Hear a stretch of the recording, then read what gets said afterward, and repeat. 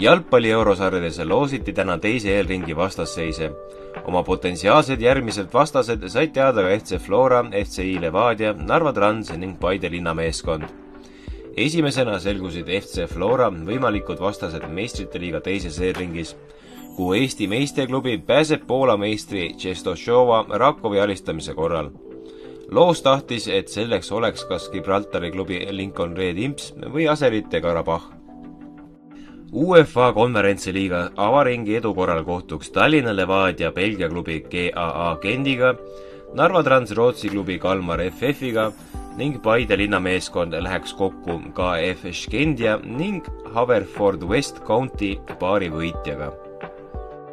Paide peaks konverentsiliiga teise eelringi avamängu kodus Levadia ja Trans võõrsil.